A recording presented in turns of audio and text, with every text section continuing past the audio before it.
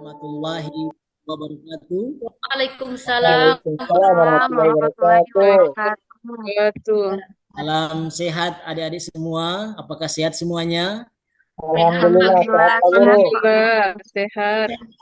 Jadi sebelum kita mulai pembelajaran, Bapak ingin menyampaikan ke adik-adik agar supaya memperhatikan rumput atau kertas yang ada di samping adik-adik.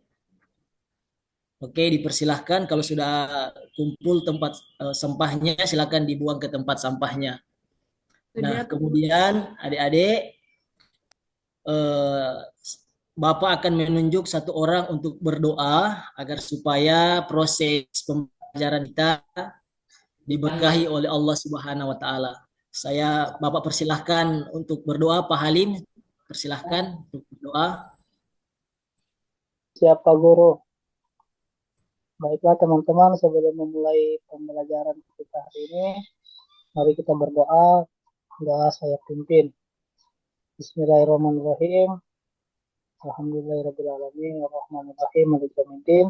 Iyyaka na'budu wa iyyaka nasta'in. Ihdinas siratal mustaqim. Siratal ladzina an'amta 'alaihim ghairil maghdubi 'alaihim waladdallin. Amin. رضيت بالله ربا وبالإسلام دينا وبمحمد نبيا ورسولا ربي زدني علما وارزقني فهما. Amin. Baik, terima kasih untuk Adik Halim yang sudah memimpin doa. Siapa Sebelum guru ya, itu, Bapak sama-sama. Guru ingin mengambil daftar hadir kehadiran. Siapa-siapa yang hadir pada pertemuan kali ini. Eh, Ibu Rahma ada, Ada, Pak. Ibu Mustika, Ada, Pak. Hadir. Adik Sofian ada. Oh, Sakit. Sakit, Pak, Pak. sakit Pak. sakit ya. Kita doakan Adik Sofian agar supaya cepat sembuh dan bisa mengikuti pelajaran kita pada kali ini. Oke, baik adik-adik.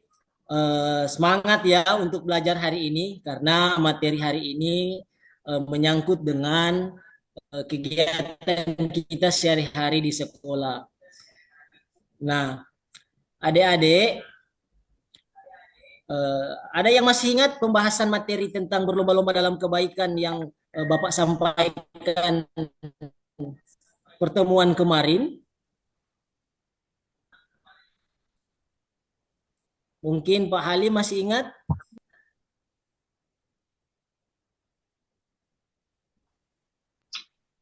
Oke. Nah, jadi materi hari ini kita akan membahas tentang berlomba-lomba dalam kebaikan. Nah, tapi sebelum itu Bapak akan menyampaikan terkait dengan tujuan pembelajaran kita kali ini. Nah, yang pertama itu peserta didik mampu menunjukkan sikap berlomba-lomba dalam kebaikan dan etos kerja sebagai wujud nyata dari pembelajaran yang bermanfaat bagi diri sendiri dan masyarakat dengan baik. Yang kedua, peserta didik dapat menjelaskan berlomba-lomba dalam kebaikan secara istilah maupun bahasa dengan tepat. Kemudian yang ketiga, peserta didik dapat menguraikan ketentuan terkait berlomba-lomba dalam kebaikan dan etos kerja dengan benar. Kemudian yang keempat, peserta didik dapat mempresentasikan ketentuan berlomba-lomba dalam kebaikan dengan lugas. Baik, adik-adik yang dirahmati Allah, ada yang tahu apa itu berlomba-lomba dalam kebaikan? Pak Syah, adik Syah mungkin? Saya, Pak. Ya Pak, Ya, bagaimana adik Saras, dipersilahkan. Berlomba-lomba dalam kebaikan itu juga dengan fastabiqul khairat, Pak. Atau kita senantiasa melakukan kebaikan apapun itu. Baik, mantap. mendekatkan Oke, diri pada Allah Pak, gimana yang lain adik Syah? mendekatkan diri pada Allah Pak. Masya Allah, mendekatkan diri kepada Allah. Oke, adik-adik, eh, pengertian berlomba-lomba dalam kebaikan adalah upaya untuk saling melakukan hal-hal yang baik, amal yang bermanfaat, dan perbuatan yang mendekatkan diri kepada Allah dalam Islam. Setiap umat muslim diajarkan untuk tidak hanya berbuat baik, tapi juga saling memotivasi untuk lebih banyak melakukan kebaikan. Nah, adik-adik, adapun dalil yang kemudian berkaitan dengan berlomba-lomba dalam kebaikan ini, Allah sampaikan di dalam Quran surah Al-Baqarah ayat 148. Yang artinya, dan bagi tiap-tiap umat ada kiblat yang dia menghadap kepadanya, maka berlomba-lombalah kamu dalam kebaikan. Di mana saja kamu berada, Allah akan mengumpulkan kamu semua. Sesungguhnya Allah Maha Kuasa atas segala sesuatu. Nah, ayat ini adik-adik sekalian mengajarkan agar umat Islam berlomba-lomba dalam hal kebaikan seperti beribadah, kemudian membantu sesama, dan memperbaiki diri. Nah, seperti yang kita lakukan adik-adik, misal ketika kita di dalam sekolah atau kita berada di dalam kelas, ketika ada teman kita yang mungkin dalam pembelajaran dia tidak membawa alat tulis menulis, maka sebagai sahabat atau teman, kita diperintahkan oleh Allah, oleh Al-Quran, agar supaya dapat membantu teman-teman yang mungkin tidak membawa alat tulis menulis dalam belajar. Nah, kemudian ada juga ayat yang Allah firmankan di dalam Quran surah Al-Mutaffifin ayat 26 sampai ke 28, yang orang yang beriman dan beramal soleh, mereka akan berada di dalam surga yang penuh dengan kenikmatan. Mereka akan menerima balasan tanpa batas. Nah, ayat ini adik-adik menunjukkan bahwa setiap amal kebaikan yang dilakukan oleh umat Islam akan mendapatkan balasan yang luar biasa dari Allah Subhanahu wa taala. Nah, Nabi Muhammad juga adik-adik pernah mencontohkan kebaikan-kebaikan itu kepada kita. Karena Nabi Muhammad adalah tauladan kita semua. Pernah ketika ada orang Yahudi buta berada di pasar. Orang ini sering mengolok-olok Nabi, adik-adik sekalian. Dia sering menghujat Nabi, dia sering menghina Nabi, bahkan sering mencaci maki Nabi. Nah, ketika Nabi melewati pasar tersebut, orang ini tetap mengatakan hal yang sama, yaitu mengolok-olok Nabi Muhammad SAW. Tapi ketika dia mengolok-olok Nabi, tapi Nabi tidak membalas caciannya itu. Justru Nabi kemudian mendatangi si kakek Yahudi buta itu, lalu kemudian menyuapi kepadanya dengan penuh dengan mahabbah, adik-adik sekalian, dengan penuh kasih sayang, dengan penuh cinta. Nah, berulang kali kemudian ketika di satu waktu Allah Subhanahu wa taala mentakdirkan Rasulullah meninggal. Lalu kemudian Umar bin Khattab datang kepada istrinya Nabi yang merupakan anaknya Abu Bakar yang merupakan anaknya istrinya Nabi. Dia datang kepada Siti Aisyah dan berkata, "Wahai Aisyah, apa saja amalan suamimu aku ingin lakukan." Nah, kemudian Aisyah mengatakan bahwa Rasulullah sering menyuapi orang Yahudi buta yang berada di pasar. Ketika Abu Bakar As-Siddiq ini datang ke pasar, beliau juga mendengar perkataan yang serupa apa yang dikatakan si Yahudi buta ini kepada Nabi. Dia mengolok-olok Nabi, dia mencaci maki Nabi, bahkan dia memaki-maki Nabi. Lalu kemudian ketika Abu Bakar menyuapi makanan kepada Yahudi buta, sangat geram adik-adik sekalian mendengar perkataan daripada Yahudi buta ini. Tetapi apa yang terjadi, kata Yahudi buta, "Kamu bukanlah orang yang sering menyuapiku. Orang yang sering menyuapiku itu adalah dia yang penuh dengan mahabbah." Kemudian Abu Bakar tersentuh. Bagaimana mungkin Rasulullah ketika mendengar cacian, makian, hinaan oleh Yahudi buta, tetap saja menyuapi Yahudi buta ini dengan penuh mahabbah adik-adik sekalian. Nah, kemudian Abu Bakar mengatakan kepada Yahudi buta tersebut bahwa orang yang sering menyuapimu itu sudah meninggal beberapa tahun yang lalu. Sentak kemudian Yahudi buta ini menangis sejadi-jadinya dan menyesal atas perbuatannya.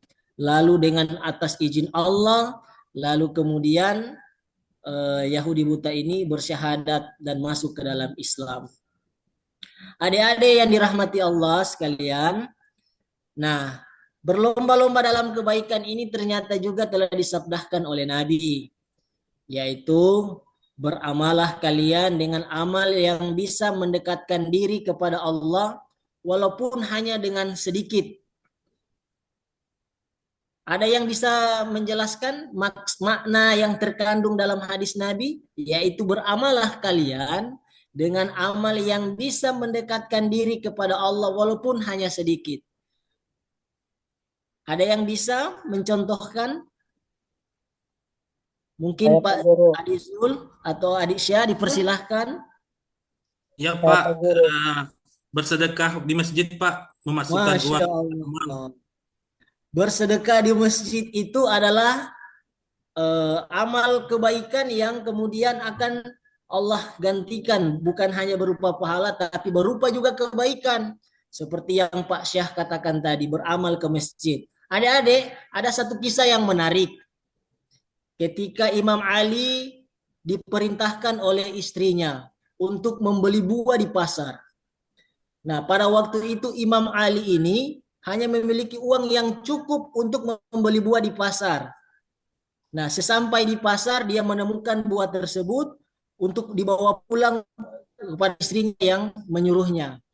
Nah, di dalam perjalanan adik-adik sekalian, Imam Ali ini bertemu dengan seorang pengemis yang meminta bawaan daripada Imam Ali karena dia sudah kelaparan. Imam Ali merasa bingung adik-adik sekalian, apakah akan diberikan buah ini atau tidak? Kalau kasih, bagaimana nasib istriku di rumah? Kalau tidak kasih, kasihan ini pengemis buta ini sedang kelaparan. Karena Imam Ali ini orangnya baik, dia rajin bersedekah walaupun dalam keadaan tidak punya. Nah, Imam Ali kemudian memberikan buah itu adik-adik sekalian kepada si pengemis ini. Di dalam perjalanan, Imam Ali merasa kebingungan.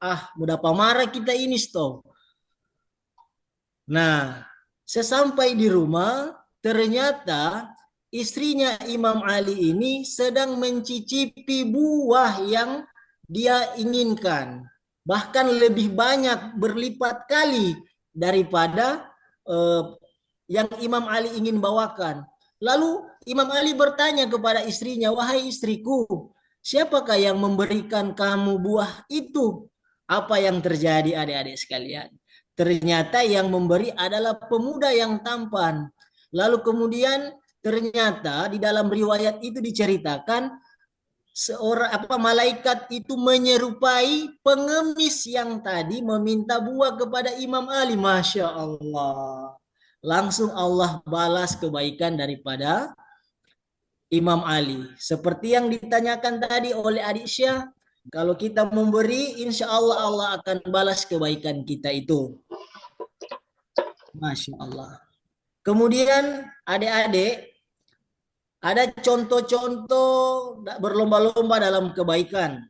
Yang pertama itu beribadah dengan ikhlas. Nah, ada yang tahu bagaimana itu beribadah dengan ikhlas? Mungkin Adik Sofyan bisa menjawab. Beribadah dengan ikhlas itu seperti apa? Baik Pak Guru, beribadah dengan ikhlas itu adalah kita beribadah tanpa mengharapkan balasan dari Allah Subhanahu wa taala terkait apa yang kita inginkan nanti. Itu. Masya Allah. Jadi ya benar apa yang disampaikan oleh Adik Sofyan, bahwa kalau kita sudah sampai pada titik ikhlas untuk beribadah, maka rahmat, curahan rahmat Allah itu akan sampai kepada kita. Nah, contoh yang kedua, membantu sesama seperti yang Pak Guru sampaikan tadi. Nah, contoh berlomba-lomba dalam kebaikan yang ketiga itu adik-adik sekalian, yaitu menuntut ilmu. Nah, ternyata menuntut ilmu juga adalah salah satu cara untuk kita berlomba-lomba dalam kebaikan dan banyak manfaatnya. Baik ilmu agama maupun ilmu dunia, menambah pengetahuan dan membagikan ilmu kepada orang lain merupakan amal yang sangat dihargai di dalam Islam. Sama misal ketika Nabi bersabda, sampaikanlah dariku walau hanya satu ayat. Nah, artinya kebaikan itu kita harus sampaikan terus-menerus agar kebaikan itu tidak mati. Nah, yang keempat itu adik-adik sekalian, contoh berlomba-lomba dalam kebaikan yaitu berbuat baik kepada orang tua dan keluarga. Nah, ini sangat penting adik-adik sekalian. Berbuat baik kepada kedua orang tua yang berlomba-lomba dalam kebaikan untuk kita taat kepada kedua orang tua. Dengan berbakti, karena kalau kita lihat dengan keadaan zaman yang penuh dengan hiruk pikuk hari ini, banyak sekali anak-anak yang mulai durhaka kepada kedua orang tuanya. Dan itu adalah sesuatu perbuatan yang sangat dibenci oleh Allah Subhanahu wa taala. Nah, ada yang bisa mencontohkan adik-adik bagaimana itu salah satu kita untuk berbakti kepada orang tua? Ada yang bisa? Mungkin Ibu Norma?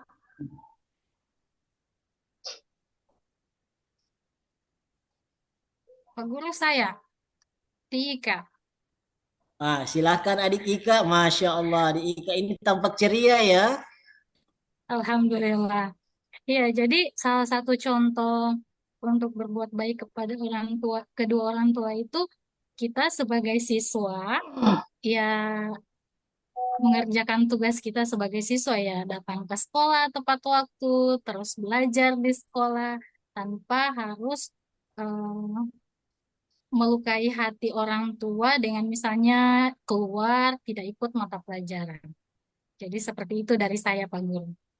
Masya Allah, ini contoh nyata, contoh konkret. Terima kasih adik Ika sudah berbagi pengetahuannya dengan teman-teman yang lain. Nah, jadi apalagi di zaman yang hari ini kita melihat keadaan sosial lingkungan sekolah kita. Banyak anak-anak yang kemudian sudah diberikan jajan oleh orang tuanya amanah untuk datang ke sekolah, tetapi justru dia terpengaruh dengan teman-temannya. Artinya dia sering bolos. Itu salah satu perbuatan yang sangat dibenci oleh Allah Subhanahu wa taala. Coba sebagai contoh begini, Pak Guru ingin memberikan contoh logis. Kalau ada orang yang kita sukai, misalkan kita senangi, katakanlah pacar ya dalam tanda kutip, walaupun Allah larang berpacaran, tapi pada umumnya banyak orang yang sudah masuk pada wilayah itu. Kalau kita sudah senang sama dia, kita sudah sayang sama dia, kita sudah cinta sama dia, lalu tiba-tiba dia mengkhianati kasih sayang kita, bagaimana perasaan kita? Tentu sakit. Itu bayangkan, ada yang pacaran baru 1-2 bulan pasti sakit. Bagaimana dengan orang tua kita yang sudah mendidik kita berpuluh-puluh tahun lamanya, ya kan? Jadi kalau kita mengkhianati orang tua kita, tentu hati dan perasaannya sakit. Ada satu kisah nyata adik-adik sekalian. Kemarin Bapak Guru memberikan hasil asesmen atau hasil ujian peserta perwalian Pak Guru. Ada orang tua yang datang menangis. Alasannya sederhana. Karena dia tahu bahwa anaknya ini sering diberikan jajan untuk datang ke sekolah. Tetapi di absen mata pelajaran banyak sekali bolosnya. Masya Allah, astagfirullah. Itu dampak daripada apa? Karena terjebak dengan lingkungan sekitar. Seperti yang adik Ika sampaikan tadi, bahwa berbakti kepada orang tua adalah bentuk kita untuk berlomba-lomba dalam kebaikan, dan itu sangat penting. Karena di dalam Al-Quran Allah sudah sampaikan bahwa apa? Ridho Allah tergantung ridho apa? Ayo coba Pak Halim, ridho Allah tergantung ridho. Orang tua Pak Walidain. Guru. Ridho Orang orang tua, tua, Pak Pak Guru. Guru. Masya Allah. Ternyata adik-adik sekalian ini sudah tangkap ya apa namanya materi berlomba-lomba dalam kebaikan. Nah, kalau adik-adik sudah memahami tentang berlomba-lomba dalam kebaikan, ini adalah hikmah dalam berlomba-lomba dalam kebaikan. Nah, hikmah yang pertama adik-adik sekalian yaitu mendapatkan ridho dari Allah. Apa maksudnya? Setiap amal baik yang dilakukan dengan niat karena Allah akan mendekatkan diri kita kepadanya dan mendapatkan pahala yang besar. Kemudian yang kedua, hikmah yang kedua adalah memperbaiki diri, yaitu berlomba-lomba dalam kebaikan dapat membantu kita menjadi pribadi yang lebih baik dan meningkatkan kualitas hidup kita. Nah, hikmah yang ketiga adik-adik yaitu meningkatkan solidaritas sesama teman. Nah, kalau kita sering membantu akan ada hubungan yang baik antar teman. Nah, kemudian hikmah yang keempat yaitu balasan yang lebih baik di akhirat. Karena orang-orang yang kemudian melakukan kebaikan, dia akan memetik hikmah dan buahnya nanti di yaumul kiamah dan balasannya surga. Masya Allah. Oke, adik-adik, kemudian bagaimana sih tips untuk berlomba-lomba dalam kebaikan? Nah, tipsnya itu yaitu memulai dengan niat yang ikhlas. Ada yang tahu bagaimana itu berlomba-lomba dalam kebaikan niat yang ikhlas? Saya Pak, Oke, silakan. kalau memberi tidak mengungkit Pak. Masya Allah. Jadi memberi tidak ungkit. Masya Allah, Adik Syah luar biasa. Berikan aplaus dulu untuk Adik Syah karena sering menjawab. Masya Allah, Adik Syah. Iya, karena kadang kalau orang sering memberikan kebaikan itu kadang harus ikhlas. Nggak boleh kemarin kita udah kasih pengana, ngana harus balas kasih ke kita. Nggak boleh seperti itu ya adik-adik. Itu kalau orang Gorontalo bilang polombuango, baungkit. Nggak boleh baungkit, itu nggak baik. Masya Allah. Oke. Adik-adik, kemudian tips yang kedua, setiap perbuatan baik harus dimulai dengan niat yang ikhlas untuk mencari ridho Allah. Dia seperti poin yang pertama, harus cari ridho Allah. Nggak boleh kalau kita memberi, lalu kemudian mengharap ridho manusia saja. Seperti mohon maaf ya dalam tanda kutip para konten kreator ini sering bagi-bagi uang dan lain sebagainya, ya kan, hanya untuk menambah viewersnya saja, ya kan. Kadang jadi nggak jelas kebaikan yang mereka berikan. Kemudian orang yang sering berlomba-lomba dalam kebaikan, tips yang ketiga adalah harus rendah hati. Nggak boleh ada sifat angkuh dan sombong. Nah, adik-adik sekalian, Bapak Guru akan membagi 3 kelompok untuk adik-adik sekalian, membagi 4 kelompok secara beragam, ya, untuk mendiskusikan materi tentang berlomba-lomba dalam kebaikan ini. Oke, silahkan kita bagi kelompok secara berbeda untuk kita membahas materi tentang berlomba-lomba dalam kebaikan. Mungkin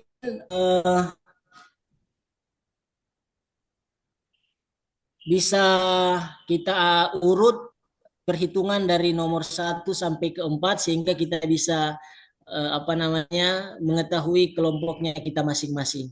Atau Pak Guru langsung tunjuk saja ya untuk kelompoknya.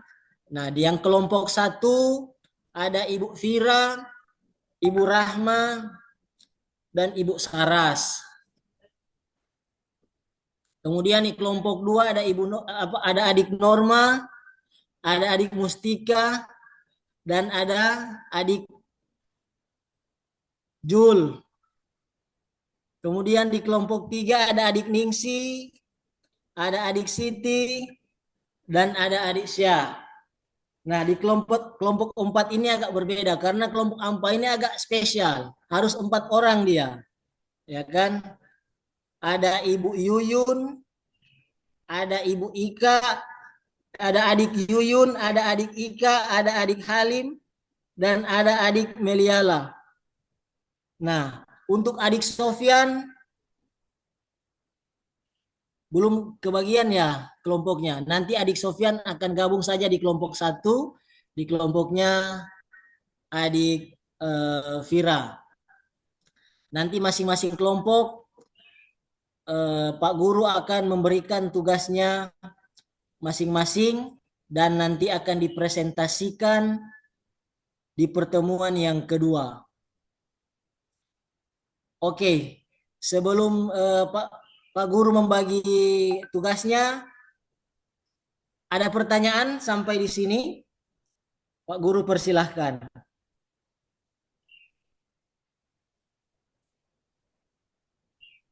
Mungkin adik Halim?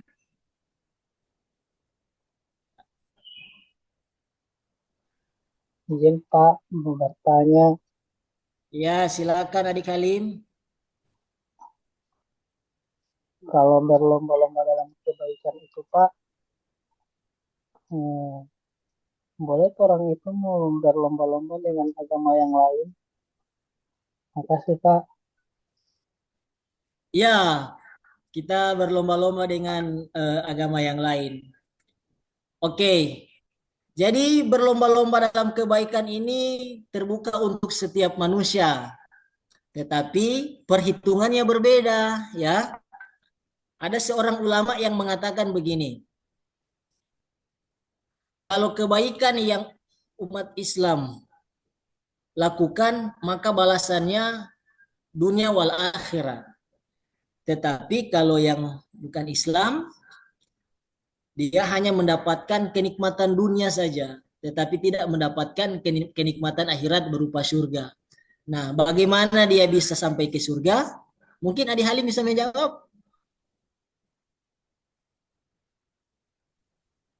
Kalau mau ke surga berarti harus Islam Pak Guru. Ya, harus login dulu ya. Harus login. Sehingga dia bisa masuk surga. Kemudian, kalau sudah tidak ada pertanyaan lagi, maka Pak Guru akan membagikan materi yang akan dipresentasikan di minggu depan untuk keempat kelompok.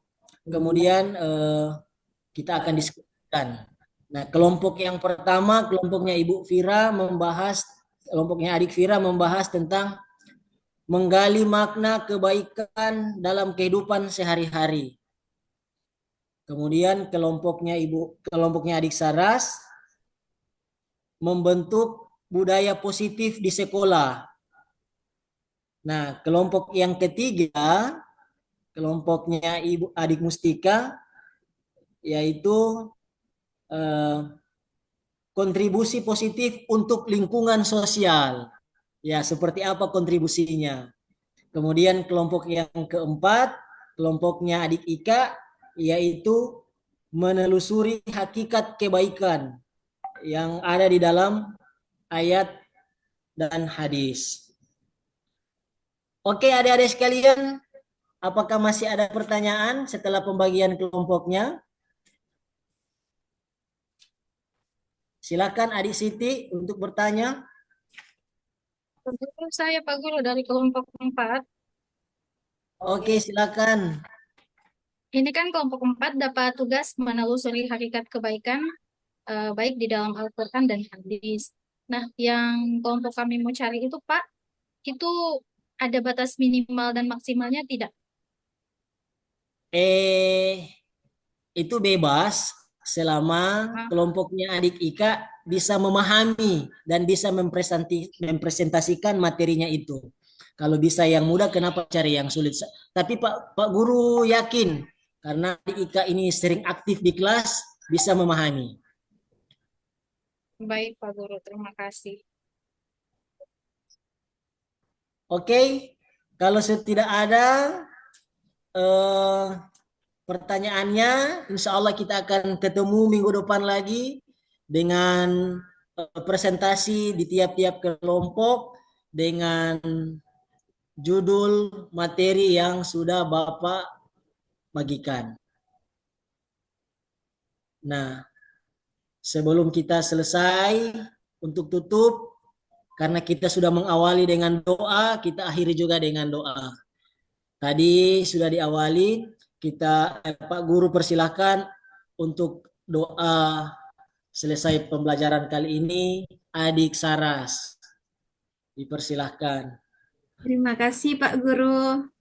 Baik, teman-teman sekalian, sebelum kita menutup pembelajaran kita pada hari ini, marilah sama-sama kita tutup dengan membaca surah Al-Asr bersama. Auzubillahiminasyaitonirrajim. Bismillahirrahmanirrahim. Wal asr innal insana lafi khusr illa alladziina amanu wa 'amilus shalihat wa tawassaw bil haqq wa tawassaw bis sabr. Amin amin ya rabbal alamin. Amin. Insya Allah kita ketemu dengan dalam keadaan sehat walafiat, dengan keadaan yang baik di minggu depan dan diberkahi oleh Allah. Terima kasih atas keaktifannya adik-adik sekalian. Tetap semangat dan jangan lupa untuk belajar. Billahi taufiq wal hidayah. Wassalamualaikum warahmatullahi wabarakatuh. Waalaikumsalam warahmatullahi wabarakatuh. Terima kasih Pak Guru. Terima kasih Pak Guru. Salam Pak Guru kalau mau pulang.